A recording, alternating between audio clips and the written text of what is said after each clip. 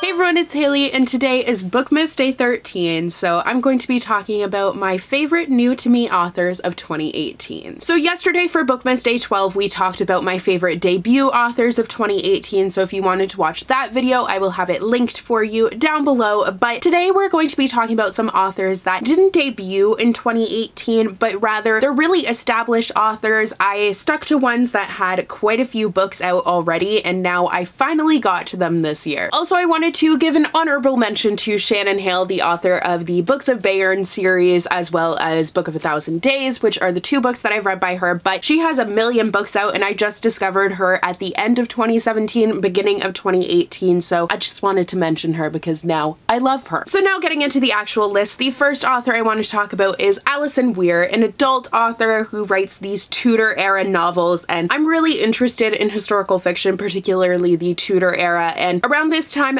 last year I was like obsessed with trying to find new ones, and Alison Weir is one who came up a lot in my recommendations that I got, so I checked her out and I have read two of her novels now, but the Lady Elizabeth is my absolute favorite that I read. I actually listened to the audiobook and it was a great audiobook, and if you have any interest in Queen Elizabeth I, I recommend checking this out because I thought it was very interesting. Obviously it's a fictionalization, but it still was really fascinating to see how her life was fictionalized and kind of the what ifs that were explored. So Alison Weir is definitely an author that I will be checking out more of in the future. Next is another adult author, and that is Kristen Hanna, the author of my absolute favorite book of this year, The Nightingale, but she is also the author of many other books. I haven't gotten the chance to get to any yet, but I do hopefully plan on getting to at least one of them in 2019. If you have a recommendation for which one I should check out, definitely let me know down below because she has plenty of novels. I don't even think they're all historical fiction, but this one is definitely a historical fiction, and it is set in World War II in Paris, and not necessarily Paris, but France, and it follows sisters, and it is a beautiful, poignant story that like you need to read. It is honestly so good. Next is Marisha Pessl, who is the author of Neverworld Wake, but this is her first venture into YA. However, she has, I know, at least one book, Night Film, in the adult section, and she writes mysteries and thrillers, and this was a mystery slash thriller that involves this really interesting concept, a really cool world that I don't really want to tell you too much about because I think this is a book that is best to just kind of go into and go with the flow of the story, and I don't think you'll be disappointed because it was very fascinating. I loved the world and I was intrigued by the entire thing. So it was a super inventive idea, and from what I've heard, it seems like that's kind of her thing, is coming up with out of the box kind of avant-garde ideas. So this definitely lived up to that. Next is Lily Anderson, who I actually thought this was her debut novel, but then I went on Goodreads and I found that she actually has quite a few novels, and I've seen them before. I just never put two and two together that she was the author of them, but I read this one and it was tons of fun, so I think I might check out more of her stuff if I'm just looking for something fun and quick and easy to read. But this book is about a girl who gets involved in witchcraft, and she ends up bringing one of her best friends back to life, but also some other people back to life, and it's a wild ride. Next is Robin Benway, the author of Far From the Tree, which actually almost made my list of top 10 books of the year, but it didn't quite make it on there. I was toying with the idea of doing top 15, but I decided not to, and if it had been top 15, it definitely would have been on there. But she, I think, only has two novels out right now. I could be totally wrong, but this book was the winner of the National Book Award last year, and it is for a good reason. It is a beautiful story of family, and it's about these siblings that have never met each other before until they go on a quest to try and find their mother and find out what happened to her, because one is in foster care and has grown up in the foster care system their entire life, while the other two do have families, but all of them have different backgrounds that they have come from, even though they are from the same mother. So it's kind of like a nature versus nurture sort of situation, because you see the differences in their personalities and the differences in their upbringing and how it affects each of them, but they end up developing this beautiful relationship, and it's just an amazing story of siblings and family and how families can develop even later in life, and I just thoroughly enjoyed this book, and I don't remember what her other book is about, but I might pick it up depending. Next is The Traitors Game by Jennifer A. Nielsen. This is once again a first venture into YA for this author, but she wrote a lot of stuff in the middle grade section, so I had seen her books around, and then I saw that she was coming out with something in the YA section, and I was like, I'll give it a go. It seems intriguing. The cover's pretty, so at the very least I'll have a pretty book, and I actually did end up enjoying it a lot. I thought it was a solid first venture into YA fantasy, and it would definitely be a good bridge book if you're trying to get into YA fantasy from middle grade, because she does a really good job of creating this dynamic story, but it's also not too complicated, and it has a really great world and characters. It's not the most inventive fantasy I've ever read, but I did really enjoy the characters and their stories. So I find that middle grade is something I've been struggling with recently. It's something I haven't been enjoying too much, but if I do feel like I'm in the mood for a middle grade fantasy, then I might pick some of her stuff up. Next is Rachel Kane and Anne Aguiar, I think is the pronunciation for it. I forget what the audiobook said, but I read Honor Among Thieves by this author duo, but they also have quite a few books just separately. I know that for sure Rachel Kane has quite a few. She has kind of like older style YA books, and by that I mean like vampires. Not that I'm dissing that or anything, I'm just saying factually. And Anne Aguiar, I believe I've seen her stuff, I